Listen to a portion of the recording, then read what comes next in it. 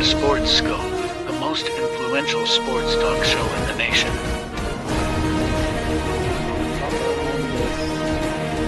What is today, the 19th? Stay tuned for updates and great sports content. Hello, everybody. Welcome to the Real Sports Scope. I hope you're having a good Thursday night. I know I am on this 12th day of Christmas. My true love gave to me. Remember that song? I can't believe it's December 12th. But anyways, got a great show with you for tonight. Going to give you some thoughts. It's a big game tonight. Not as big as last week, but still a very important game for the Rams and the Niners. Both of them 6-7, very much well in this thing. Technically, these teams are still in it for the division.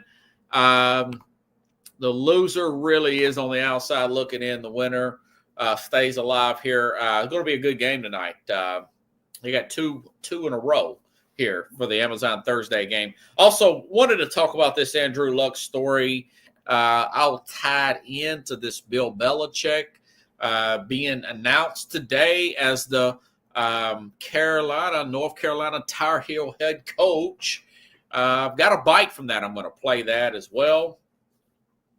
We'll get into that. And, of course, Kevin Carroll. I didn't give Kevin a reminder this morning. I sent him the link this afternoon. I was a little worried that he may have forgot, but Kevin got back to me and said, yes, he will be on. We'll talk about this college football playoff, get his thoughts on the biggest game next week, Tennessee, Ohio State. Ask his thoughts about Belichick and his given his, his son's supposed to be in waiting for the head coaching job. Ask Coach Carroll about that as well. So stand by. Let's take our first and only break. I'll be back here momentarily. We'll hit the ground running here on the Real Sports Scope.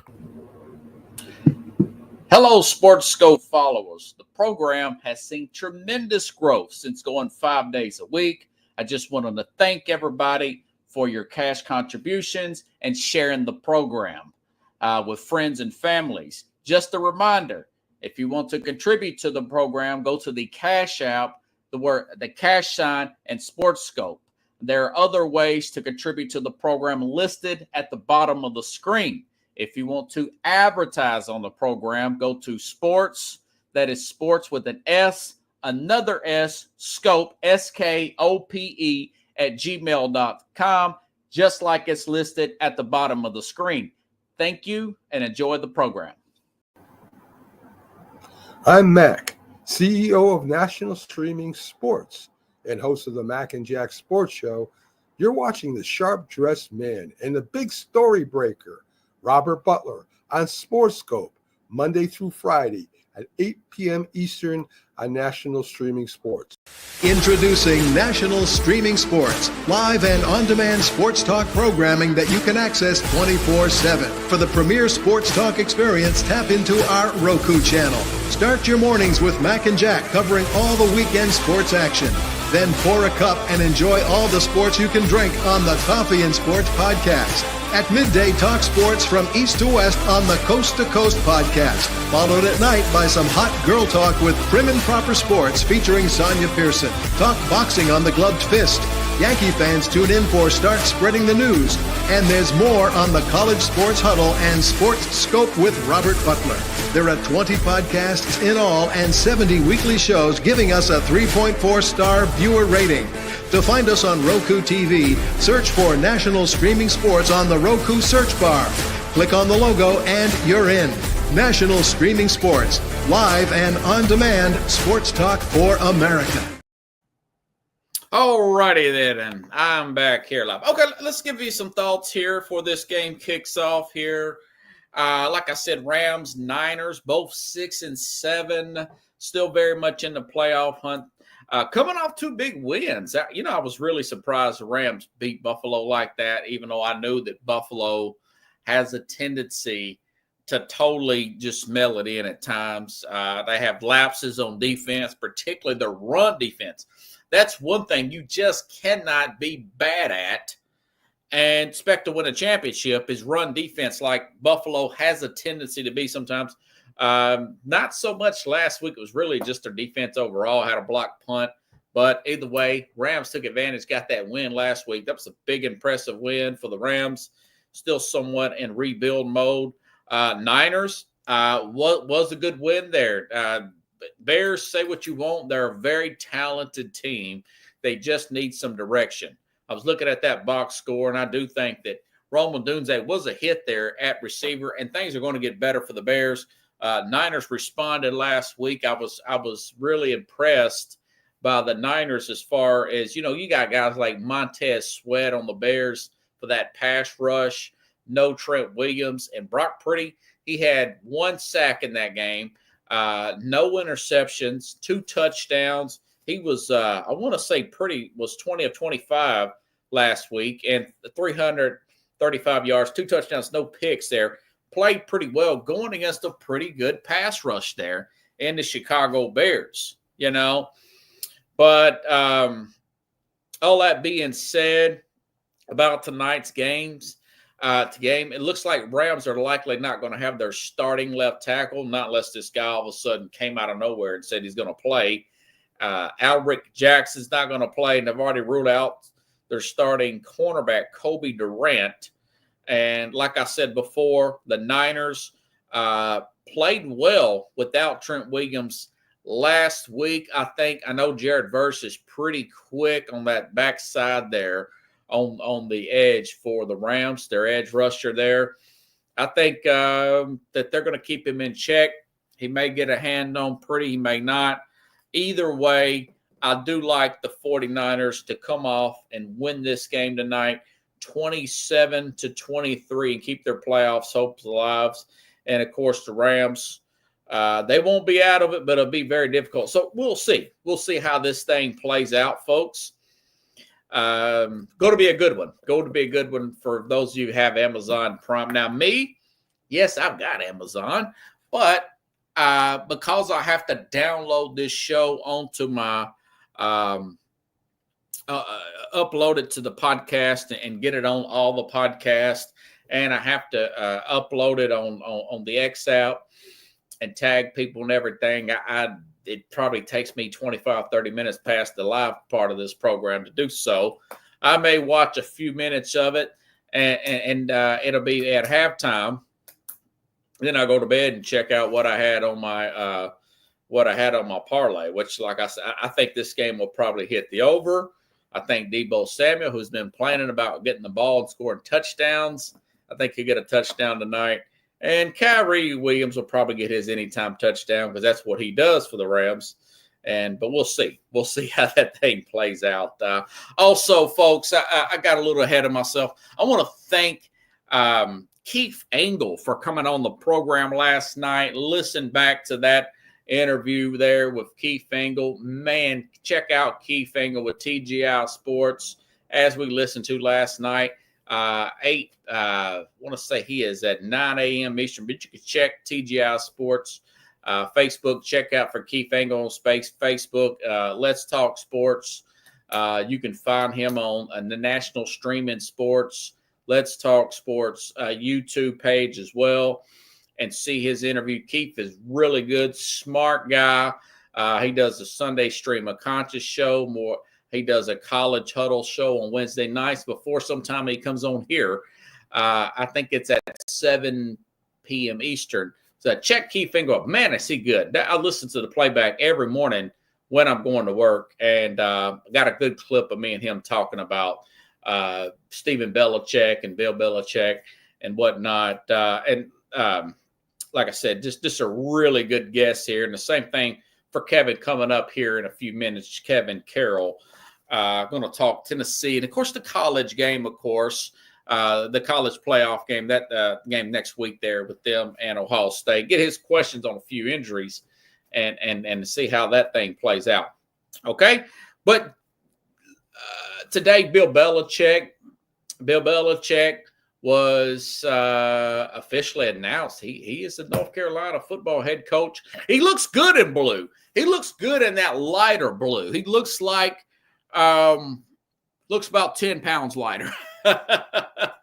Check out Bill Belichick today. Belichick today talking about his job and wanting to coach college football. Always wanted to coach in football. coaching college football, and it just never really worked out. Had some good years in the NFL, so that was okay. But this is really kind of a dream come true. I grew up in college football with my dad. As a coach at Navy for 50 years, so as a kid, all I knew was college football, and so it's great to come back home to Carolina and back in an environment that I really grew up in. I mean, it's not the most dazzling, fiery, not a Deion Sanders type of we're going to win we're going to do this and that. He's just Bill Belichick, which is, pretty boring, but, he looked great. I love the tie on Bill. His coloring's really good. I think that young 24-year-old's doing him a lot of good. My friends who are not single will not say that because their wives or girlfriends won't let them. Us single guys can say it and get away with it. Maybe not around my sister or my mom, but I think it's good for him. And now it's keeping him young, forever young. But anyways, Andrew Luck, I brought up Bill Belichick to tie it into to this as well. Michael Lombardi, former general manager of the NFL, also assistant there with Bill Belichick, is going to be hired as the general manager of the Tar Heels. So this has turned into a real thing here. Andrew Luck last week, and I didn't get a chance to talk about this. Andrew Luck was hired as a general manager. I know there was a story about Luck going back last year that he was going back to school, looking at getting into coaching and whatnot. Luck just abruptly, I mean, that's the only way to describe it. Andrew Luck abruptly retired from the NFL about 2 weeks before the season started. Really put them in a bad position there down in up there in Indianapolis, But anyways, so this is a big thing here, College, I read this off online here. AP News is a source here, 24/7 website here. College football and basketball teams have started hiring general managers to help with growing and complexity of recruiting and roster management to help out with the transfer portal, the NIL. It's very much a professional model now. The role of the general manager in professional sports is well-defined, and college teams are trying to mimic that model. General managers can build the roster, negotiate contracts, and scout talent.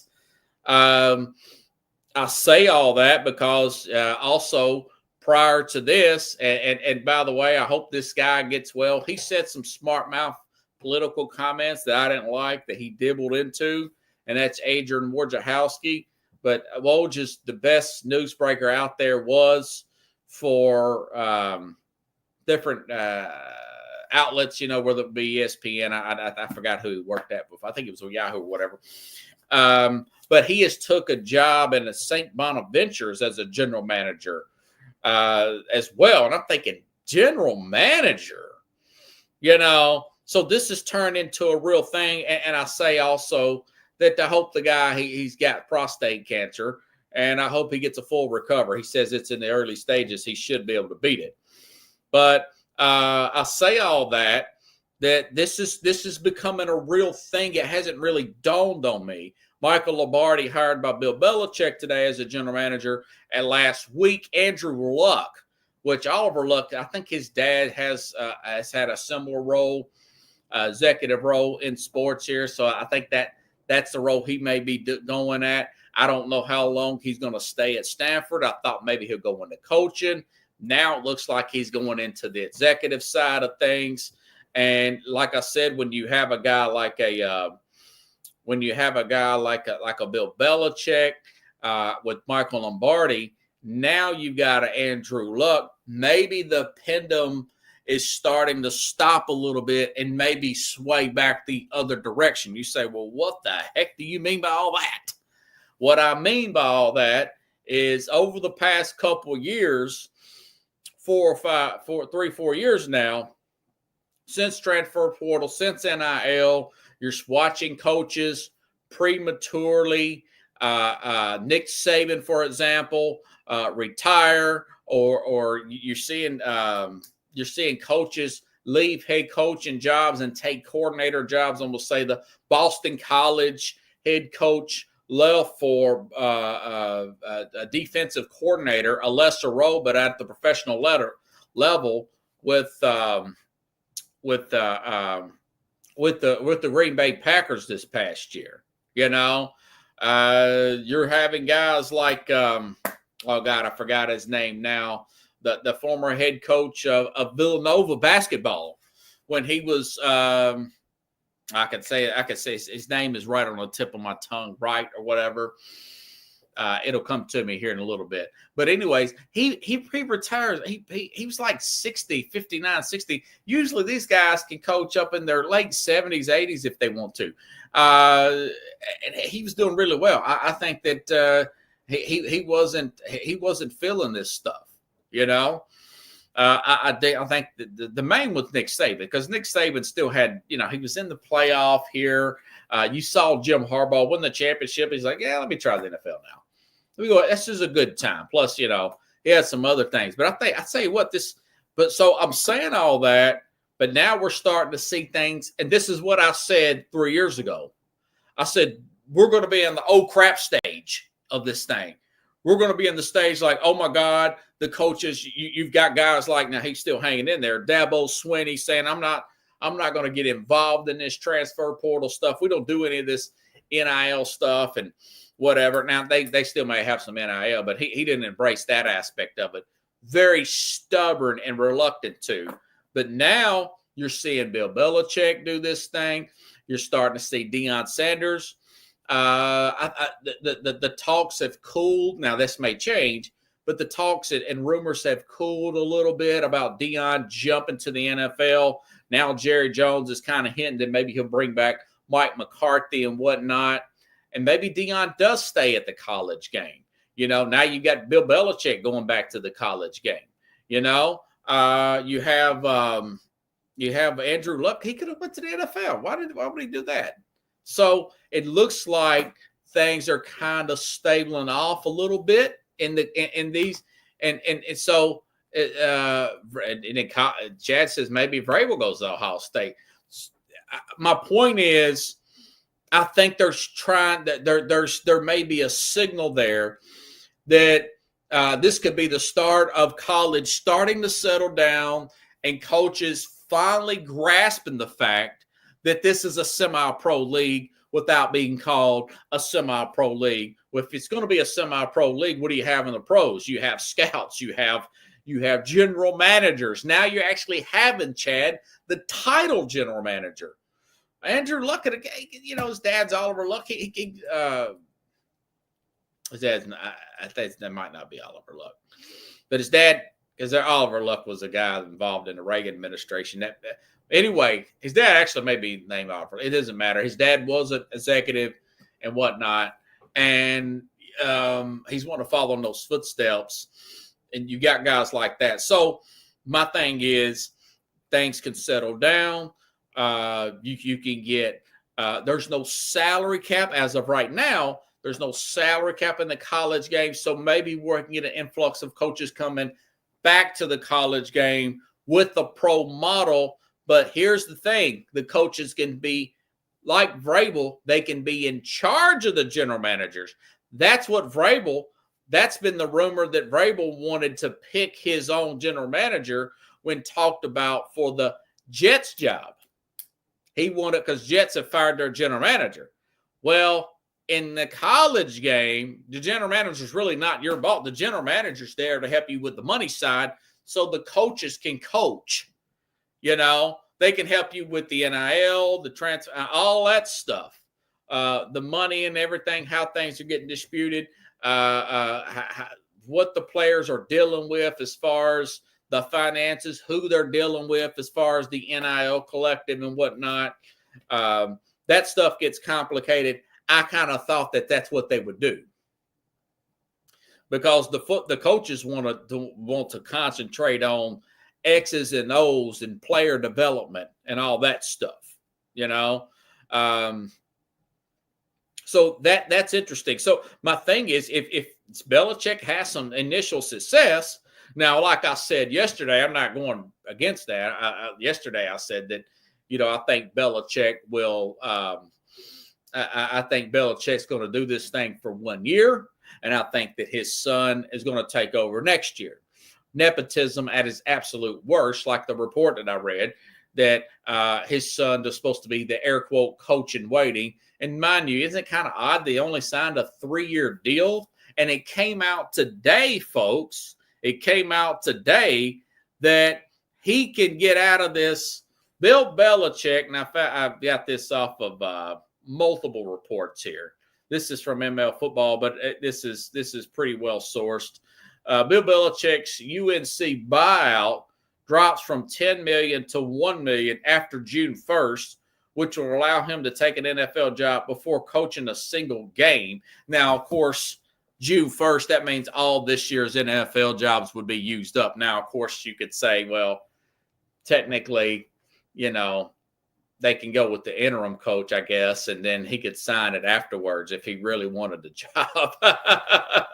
More than one way to get around the situation, per se.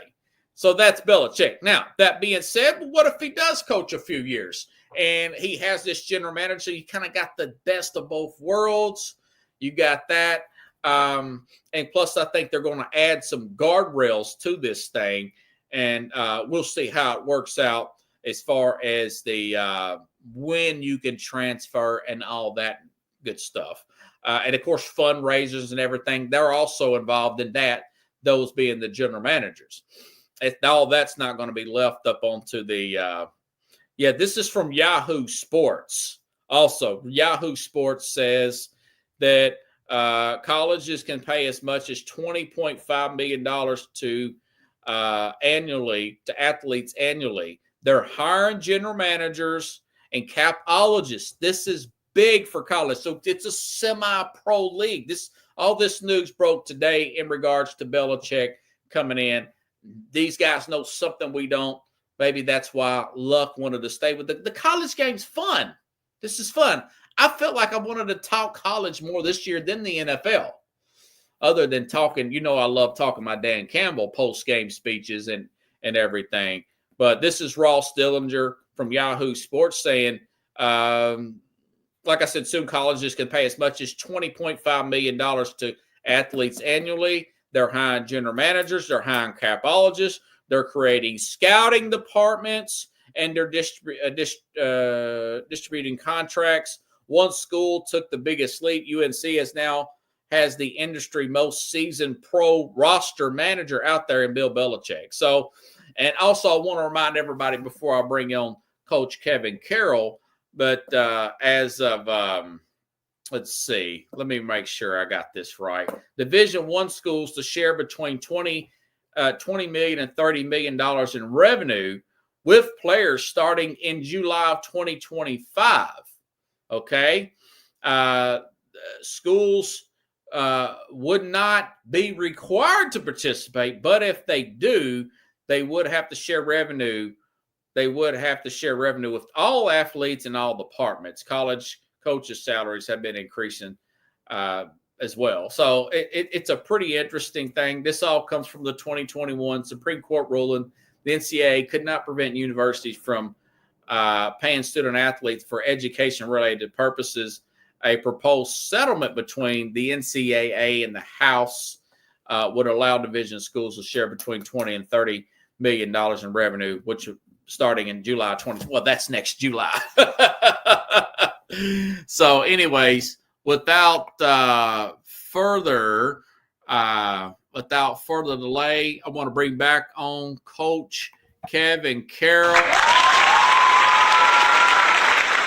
I wanted to send you a reminder this morning. I got busy. And then I sent you that link, and I thought, man, he's going to mess around and forget, and I'm going to have to scramble for some more material to talk Oh, about. no. I didn't forget. I was looking forward to it. Yeah, and then you said, yeah, I'll be there. I'm like, yes, Coach Carroll never lets me down. He never let me down in school, and he hasn't let me down now. He didn't let me down going to the Florida game. I almost let you down when I left the game back in We weren't going anywhere. 2016, and you said don't miss the comeback, and of course we never called it a comeback. We've been there for years. Exactly. I gotta get your thoughts on this, man. Biggest news story of the day: Bill Belichick is the North Carolina football coach. Last job on earth I thought he would take. Nothing against North Carolina football. Yeah. What's your thoughts about that, man? I honestly, I was surprised. I don't know what to really think about it, but I am interested. I mean, I kind of want to see what he does with it. He's got this big 400 and something page document deal he put together. I mean, he's detail oriented, isn't he? He is very detail oriented, and that is part of why he has had some of the success he has had. So, he's got it all worked out how he's going to pay players and everything else. So, like you were saying, he got him a general manager to Mike Lombardi, former kind of NFL handle like portal and recruitment and player contract. I mean, that's what the college game has gone to. I do see some restrictions coming down here in the next couple of years, though. It's not going to be like a free for all like it is in the NFL. They're gonna. Well, they're even more free in college than they are in the NFL. Like, you there's can no go technical cap, and you're not signing a contract that keeps you anywhere. Like, you could get money to go somewhere, and then like the next year somebody else says, hey, we'll give you this much, and then you can leave and go there. See, that kind of stuff I believe is going to stop. But right now, I mean, it's free for all. You don't have to stay anywhere. I mean, anybody can offer you anything. I mean, they're going to put limits on it. They got to. I mean, I want to see some kind of time commitment. I don't like players just being able to leave at any whim. I mean, there should be some kind of a time commitment, whether it's a year, whether the NCAA only gives you one transfer, and then you only can transfer a second time for a coaching change. I'd be okay with that, considering what we got. I mean, you get one that you get to use however you want, and then there's another one that's there if your coach changes. I understand that's more than fair. I think that would be fair. That would be fair. Yeah. Hey, let me ask you about this. What do you think what's the draw for an Andrew Luck to take this general manager job at Stanford? And then you got Adrian Wojciechowski going back to St. Bonaventure, taking the same job. What do you think the draw of doing something like that at the college game? What's so amazing about that? The only thing I can think of is that it's just they're wanting to go into those executive positions, in sports, and they're going back to something that's familiar to them. They probably have pride with those establishments, and it's gonna, it's not going to be exactly what they would do in the NFL, but it would kind of help prepare them for a role in the NFL, and they get to do it somewhere they're comfortable. So that's pretty much what I got from it. That's what I think they're doing, So, do you think it's going to be a big thing like an NFL general manager, or developing into something where general managers are paying millions of dollars in college? Maybe they are making several hundred thousand. There's no telling what they're making now. Shoot, I bet they're already making into the millions, if I had to guess. I mean, I have no idea what they make, but if I had to guess, I bet it's somewhere in the millions. I would say somewhere probably between, 1 and 5 million, I would guess, but I don't know for sure, but it wouldn't surprise me. If it's less than that, it would surprise me. I would think it's probably somewhere in the millions. But he's supposedly in charge of fundraisers and stuff. I mean, then you're starting to creep on what athletic directors do. It's really getting wild. Chad asked, will college school schedules get regulated 5 years. I could see that with this playoff becoming. It's already sitting somewhat controversial, if you ask me. What do you think? Yeah, that's a possibility, and because you got all this stuff going on now, you got SMU, who got in. But I mean, to be fair, they were in one of the power conferences, so I mean, the toughest team on their schedule, I think, was Louisville. Yeah. But I mean, they won their games, they got in, and they're going to make it to where, like, I like the fact that they got, say, for example, one of the group of fives they got a shot, Yeah. and if they win that conference, they're in. But, nobody else in that conference is going to get in. It's only going to be the conference champion. And I'm okay with one lower. I don't have to have the absolute 12 best programs. I mean, if you're around 12 or 13, then, hey, you should have been better. You should have been in the top 10. Like, if you're a Power 5 team, don't get mad if you're not in the playoffs if you wasn't ranked in the top 10. If you don't make the top 10, then, hey, you just wasn't good enough to get into the playoffs this year. Now, there's going to be one that's going to probably be out of the top 10 and get in. But if you're not, the only way you're going to solidify a spot is if you're in the top 10. So, and I like that. I like the fact. The only thing I don't like is the way the seating is worked. The way the seating works. Like, for example, Boise State and Arizona State should not be top 4 seeds. I mean, they're not. Yeah. Yeah, that's you can pandering, be, man. to me, being rewarded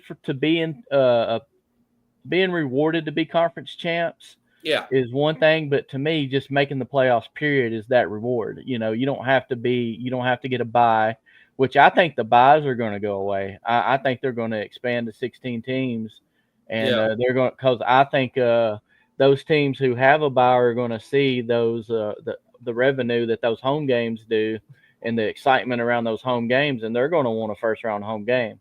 And I think that's eventually how it's going to be. They'll do away with the conference championship possibly, and then just have the highest ranked team in each conference be the conference champion. That'd be pretty cool. Yeah, and then they would seed them, from best to worst with the the top however many getting home. Yeah, first round. I just hate game. to expand it because then you're watering that regular season down just a little bit more. You're not. You're making it even better. Look, people said you watered down the 12, like going to 12. You watered the regular season down. What you did, no, it's not. You're right about 12. That is true. Instead of making like 4 or 5 teams regular seasons really important, now you've got 20 teams regular season means something now. Like an interesting way to look at game it, into the. You know what I'm saying? Yeah. How? When was the last time we were all talking about all these teams getting into the playoff? This many teams with a chance to win a championship this late in the season. When I'm saying 7, 8, 9 weeks. Last regular season was that. I haven't seen one that good in years. This has been the most exciting season we've had by far. I mean, yeah. And basically all we're doing is we're eliminating the conference championship games. So we're adding a home playoff game for those teams that are at the top, that won't get one, and they're not getting a bye. So really the only difference is instead of those teams having a bye, they have a game now and they get to play at home. You see what I'm saying? I love more home and away than neutral site games. Anyways, Coach, let me rewind the tape a little bit here. I wanted to ask you about you still trying to get into coaching, right? Not really. I've kind of changed paths a little bit. Okay, I've been calling you coach, but it's fine. Hey, my wife's calling me coach for 20 years now. Hey, it was a great show named Coach back in the day. It's pretty funny. Yeah. But anyways, you like coaching, you like talking about coaching, and you still look at it from a coach's perspective. Right.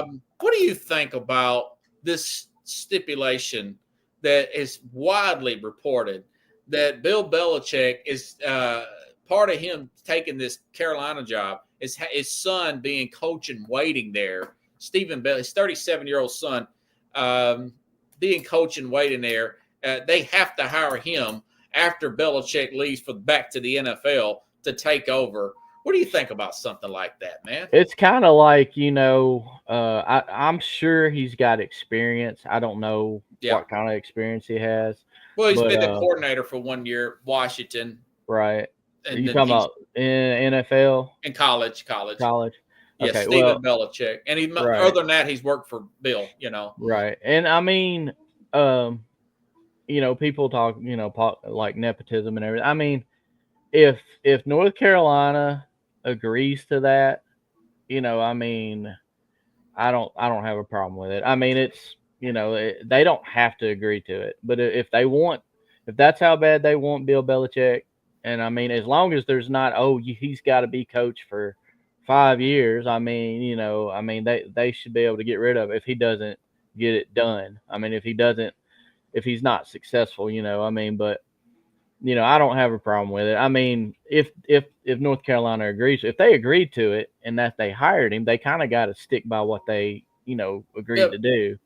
So, I mean, if he was your son, man, wouldn't you want him to feel like have his own sense of? I mean, you're Bill Belichick. You got this giant Bible we're hearing about, the football Bible. Oh yeah. I wouldn't just hand my son anything like that. I don't think you grow that way, in my opinion. I mean, I'm not saying, when I say I don't have a problem with it, I'm not saying I would do it myself. I'm saying, I see from their standpoint in North Carolina, what do you think Bill Belichick feels like a need to help his son like that? It's like he's showing doubt that his son can't make it on his own. What's your thoughts about that aspect? I'd like to see I'd like to know what his son thinks about it, honestly. I mean, does he feel like he needs his dad to do that? Or does he feel like, he's already headed in that direction anyway? And maybe Bill just said, hey, come over here with me. I think you'll have a job in a few years anyway, but would you rather work with, maybe it's just him wanting to work with his son. I don't know. Yeah. I mean, you never know. I mean, like I said, the guy actually does have experience. So it's not like he's just pulling somebody off the street. Hey, you want to coach, true. So, I mean, I don't know. Washington, I mean, they're not known for their defense. So I don't think he was going to, he probably isn't on anybody's short list for a job. So, I don't know. Yeah. I just think that Belichick putting that kind of, I just get a sense, and I said this yesterday with Keith Engel, that he's just doing this just to get his son a job. He's going to work it 1 year. And I just read this buyout thing. If he can, it's practically nothing past June the 1st of next year, this 3-year deal. He's going to set up 1 year, coach 1 season, go back to the NFL, and get his son a head coaching job. I don't know, man. I mean, the thing that makes me not believe that is this big 400 and something page manifesto he's freaking put together. I mean, it's like the way Bill Belichick thinks, and he might be right on the money. Then again, he might just be like, he might miss by a mile. But the way he thinks, if he thinks he has something figured out, he thinks this thing is going to be successful. He thinks he's bringing the innovation to this whole new college. I hope landscape. You're right. I think that's how he feels. I think he believes he is really bringing like innovation to this whole new college landscape. I think he thinks he has this thing figured out, and he believes the way that he's going to do it is going to trump everybody else. Because, like I said, I heard, I don't know what's in this thing, but I've heard that he's got in there in detail how he's going to pay players, how he's going to do this, how he's going to be able to compete with a bigger, more prestigious football school. I mean, he's got everything in this thing. He thinks this thing is going to work. So I kind of feel like he's going to at least stick his 3 years out, just because he believes this thing is going to be successful. I think he really believes this in his head. Now, like I said, he might miss, he might nail it. I'm interested just because I just want to see how he wants to handle it. It's kind of interesting from his perspective. I mean, I don't know. Interesting. Yeah. Well, the first game is August 30th against TCU. We'll find out, man. That's only 8 months and 2 weeks. Right. There's some Vols fans that are worried that he's going to pull Faison Brandon from the class of 26 to North Carolina. I mean, they're already talking about it. You know, they're like, that's the Yeah. number one recruit. Yeah. yeah. They think he's going to try I to get certainly him. hope not. Well, this kid, Josh Heupel's got it going on down here. I this don't know. kid fits Tennessee's offense perfectly. So Yeah. I mean, I've been watching. I got NFHS, and I've watched his games on, you know, his playoff games the last few weeks, Yeah. and he's still in it. So he's got a game this Friday, and then after that, he's in the state championship in North Carolina. So Nice. the kid is good. I mean, I've read he's about smooth, him. He's smooth as can be. Yeah. And I mean, I hope he sticks with He's Tennessee. the number one recruit in the country. Yeah, Everybody I hope thinks. I hope he sticks, because that'll be a big get for the Vols if they can hold on to him. So. Yeah, Chad says it going to be a cheerleader. Yeah, his girlfriend is 24 years old. A lot of people think that's gross. Us single guys think it's cool in our 40s.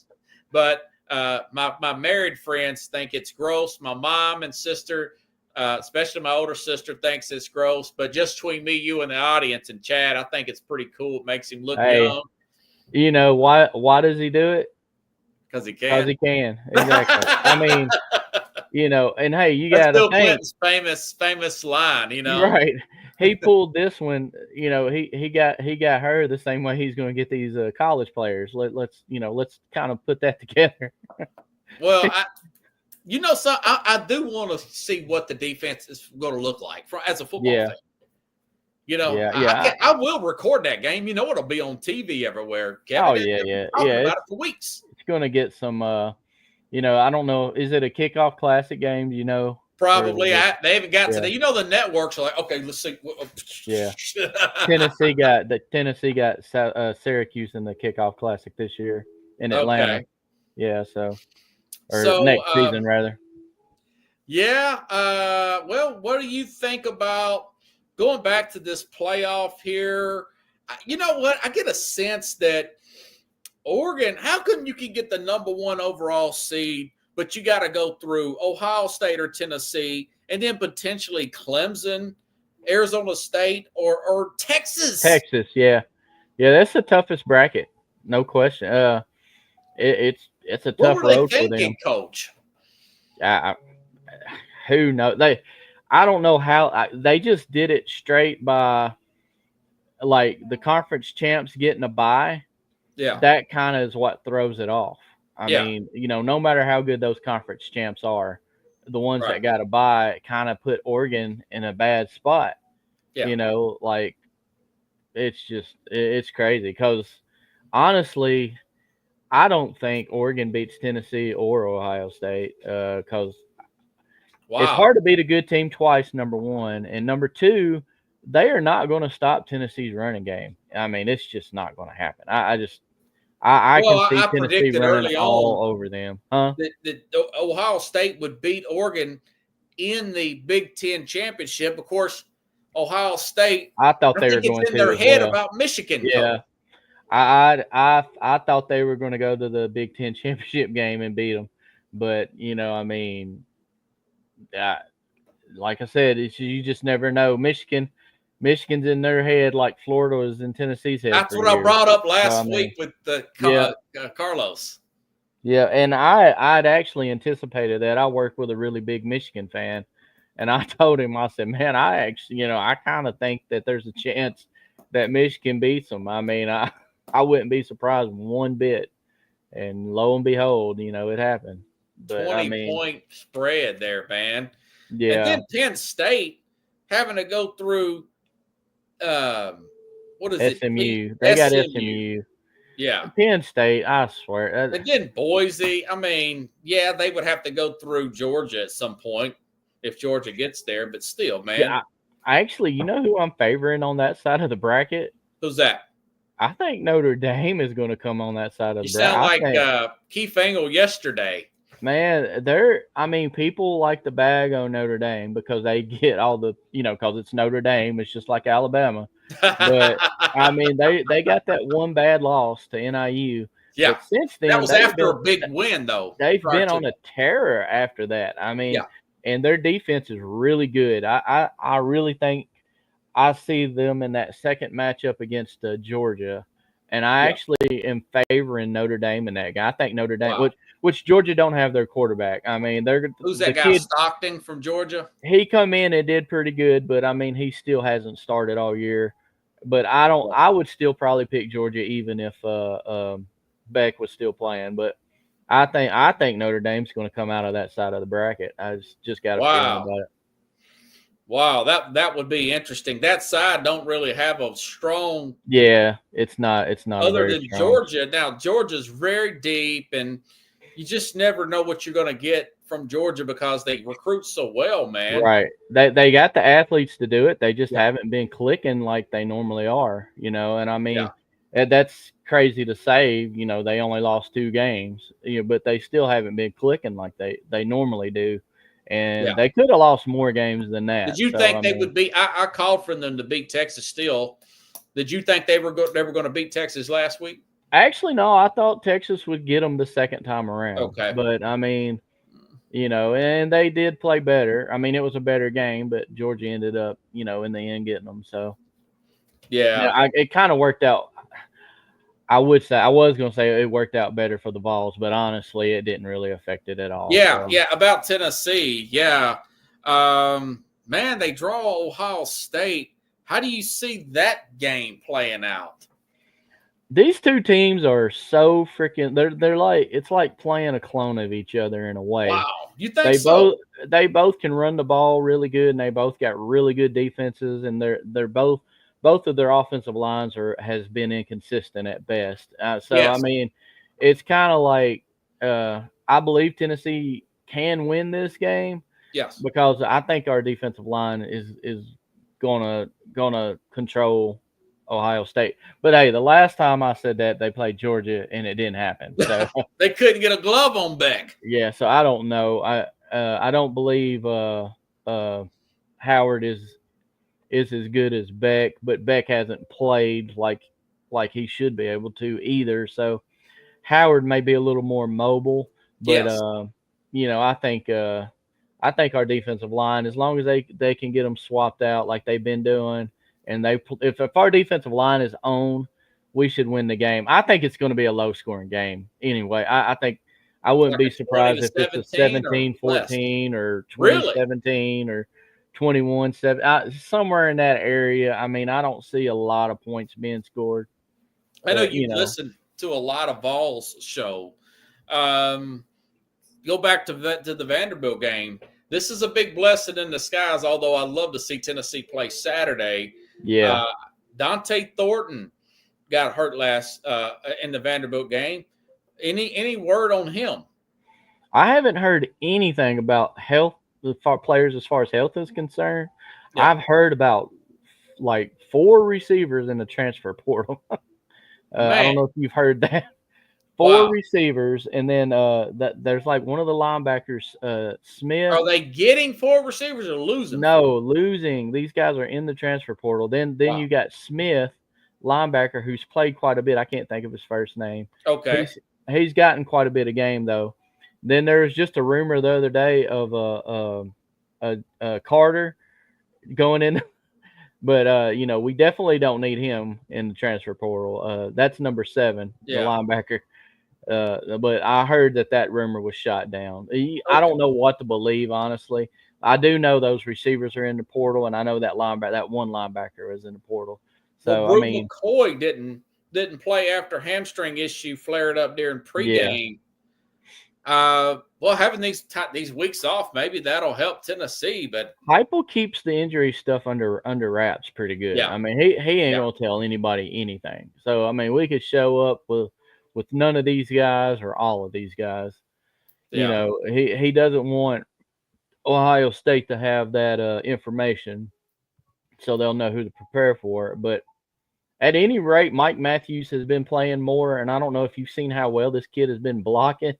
But he looks like Brew McCoy out there blocking. Number 10. He's a wide receiver. Wide receiver, yeah. He looks like Brew McCoy. Is he kin to the Matthews family, Coach? Is he who? Is he kin to the Matthews family? You talking Bruce about like Matthews, Clay Matthews? He's no, not. no, no, no, no. He's a black kid out of Oh, yeah, yeah. He's not. He's I'd not never that. heard of him. That's why I asked. No, he was a 5-star coming out of Georgia last year. Okay. He was Okay. the top. He was one of the top recruits for Tennessee in their Okay. last recruiting class, and he hasn't been able to get on the field this year a lot. But here the last couple of weeks, he actually caught a touchdown, and like his blocking has just been off the hook. He's not very big, but he moves guys out of the way, like blocking. I didn't expect him to be that good of a blocker, you know. And a lot of people Yeah. are talking about him, but he's expected to be the big guy, you know, coming up out of the, you know, once these veterans do whatever they're going to do. So, you know, we Yeah. might see a good bit of him. And if for some reason Nico turns it on in this Ohio State game, that could Yeah. be a big difference. I mean, that could be the difference of it being a close, low scoring to Tennessee pulling away. But, you know, I don't know if he'll be able to do it. The Ohio State has a really good defense. I mean, they do. Yeah. So, you know, we'll see how it goes. But he has the ability. I mean, you know, maybe this is the game where he really shows what he can do. You know, he's got what, 2 weeks to you know, study this team, see what they do. Yeah. I mean, you know, I'm looking forward to it. I'm happy about the college It's the playoffs. best game of the first weekend. Yeah, it is. By That's a why long it's shot. Saturday night. Yeah, that's why that's why that one's Saturday night. Yeah. Yeah. You think game day will be up in Columbus come next Saturday? Possibly. Yeah, possibly. Yeah. You know something, if the more I think about it, I know they have one of the best receiving corps in the country in They Ohio do. State. But Tennessee, if you look at it, Tennessee plays pretty well Mhm. against I mean, you know, got a pretty good pass rush. If he's going to sit back there and try to throw, Yep. Tennessee's pass rush should be able to get a hold of Will Howard. Look Yeah, at they should. look how they kept Caleb Williams in check Yep, they should be able to. for And Alabama. I mean, you know, that as good as skill players as Ohio State have, they should have been a lot better than they are offensively. Like I said, Against everybody. Howard, he's not bad, but he's not great. Look at what McCord did at Syracuse. He's over there just putting up video game numbers. Yeah, he is. With guys you don't even know. Just Put think Miami out of it. Just think had they kept McCord at Ohio State, how well he could have probably done with those guys around him. They wanted that run option there. Yeah, because they they wanted to did. bring in- I understand that, but Yeah. man, I think their offense is probably better if McCord's quarterback, but he's Yeah. not the runner. So, you know, maybe against the Tennessee, this would be where Howard being back there might be more of a benefit for him. But, Yeah. you know, I look forward to it. I think it's going to be a fun game no matter what happens. Yeah, and I've heard that I can't remember. I know their center's out for the year, right? Yeah. But isn't there another offensive lineman that got injured? I think one of their tackles is out too, if I'm not Okay. mistaken. Yeah, that's So, what yeah. I thought I heard too. So Yeah, they're banged up on the line, and their line hasn't been very consistent overall Yeah. all year anyway. So, I mean, our line at least is healthy. So, you know, maybe we can hold up a little better, and that could be the difference in the game right there. So, I mean, yeah, we'll This see. is- I mean, because we've yeah. given up some stuff against other teams, and the line just looks like they're lost sometimes. So, yeah. I it's just gonna- hope it's the hard line for me to shows pick up. it, man. This is a tough game for me. I'll probably pick it next week because I don't know if we could get any hints of injuries. You know. it is hard to pick because, like I said, they're kind of very similar. Like in the fact that both of them have good defenses, both of them's offensive lines are questionable, you know. So and they both run the ball good. So I mean, it's you know you remember though Texas ran for 200 something yards on them. So I'm not Texas, Michigan ran for 200 something yards on them. If they Yeah. can do that, we should be able to do that. So. That's If true. we run for over 200 yards against them, we probably win that game.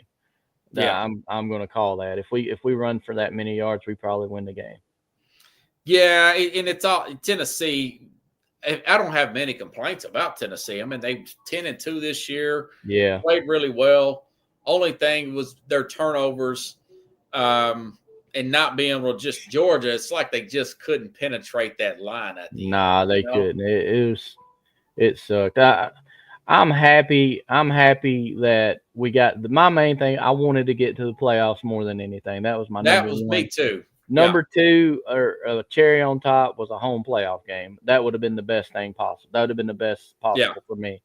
But I'm happy with what has happened, and the fact we get to like I know I'll be on Christmas break during like next weekend. Like mine starts next Friday. I'm off for a while. I'm off until like the 4th or 5th or something. I may bring you on after the game and see what you think, man. Especially if they win. Yeah, hey, either way, man. I whether win or lose, I'll be happy to be on. No problem. Yeah, buddy. I tell you, it's a really good one.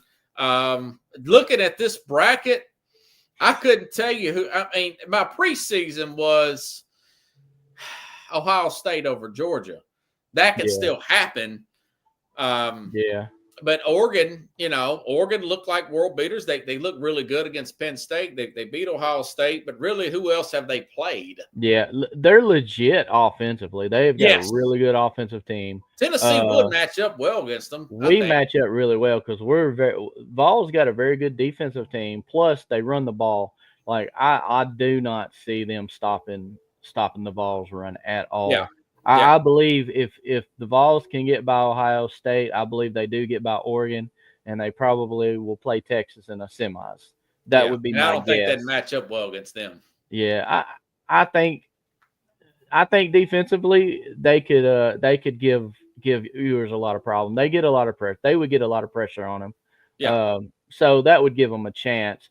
It's just getting into the field this year was really important because I don't see any dominant teams. Any one of these teams, I'm not going to say any one. I'm going to say there's about 4 with Tennessee in the mix that could win this whole thing. 4 or 5 teams that have a shot to win this whole thing. So any one of them could get on a hot streak and just pull it on through. So I'm real interested to see the first round how it plays out. Yeah, Mr. West Coast guy, Colin Cowherd, believe this or not, this is what he said. Yeah. He says the dark horse team to win a national championship, he thinks would be Tennessee. You're starting to get outside voices talking about Tennessee. Picked them at the first of the year. I mean, after they put up all those points against those smaller schools, he said Tennessee's going to win the championship. I mean, well, he likes their line and defensive line, and they do have a good line. They're a little thin. I wish they were big. Tennessee needs a Mason Graham. I said this as a side note here. That guy was so good for Michigan. He practically won that game by himself. Mason Graham, the defensive tackle, Michigan, where he dominated Ohio State like that. I said this, if the Titans are at 4 or 5, whatever, how many ever games they lose and where they finish at, if that guy's on the board, I would draft him and potentially trade Jeffrey Simmons and get another first-round pick. I think that guy's that good. I was watching some YouTube flicks of him. Yeah. He's a poor man's Aaron Donald. I don't know if he's that talented as Aaron Donald. Well, ain't nobody as talented as Aaron. Nobody, right. I mean, but he's got some of those tendencies. Right. He's expected to go really high for a defensive tackle. Right. A lot of the Titans backing is wanting them to draft that wide receiver out of Arizona. I've read that too, yeah. So, I mean, what does receivers do? They need tackles. They need defense. Yeah, I don't know what to do, honestly, man. I'm like, I don't know what to do with the Titans right now. I just want them to lose more games and get higher in the draft pick. So if they want to make a move at quarterback, they'll have that option. Just get better. I'm at the point to where I don't even know if quarterback this year. Just hold on to him. And see what he does next year, and then if you want a quarterback, get one next year. This year maybe build around him, and then basically give him no excuse. Like get a right tackle, get him another weapon or two, and if he doesn't do it next season, then hey, we got to move on. We got to find somebody else. What if Sam Darnold was a free agent coach? Look how well he's played with Minnesota.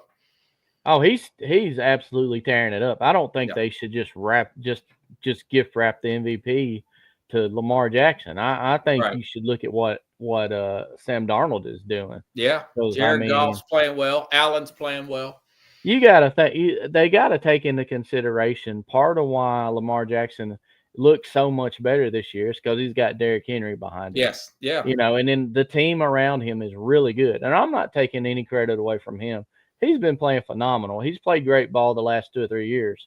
But when you make those changes to the team, you can see them on the field and you can see how it affects him. And Darnold, he is the difference. Would you look at Darnold if Minnesota right now? Walk if you're Tennessee? Yeah, I guess you kind of have to. You got to at least look. You got to at least what do they say? Kick the tires anyway. You got to at least. That tire's worth kicking. Because I kind of wonder if is it the situation, the fact that he's got Jefferson? Is that why he's playing so good, or is it? Donald's just a really good coach, though, man. Remember what he got out of Dobbs? Just 2 or 3 days in the system. Yeah. So you got to wonder if Darnold is able to do the same thing somewhere else. And then how well is Kirk Cousins doing? At Atlanta, he's coming back from that Achilles, and I think it's starting to re-aggravate. Maybe. Yeah. So, would you say there was a drop off from him from Minnesota to Atlanta? Or? Yes. Well, he's that Achilles, but the second half of the season, it seems like age is really catching up with him. Right. And touchdowns last 3 games. And he's always been right there on the verge quarterback. He's never been this guy's. He can win me a Super Bowl. Nobody said that about Kirk Cousins. Yeah. By the way, let me ask you this, and then we'll get off here. Okay. Would you put Michael Penix in this weekend in Atlanta?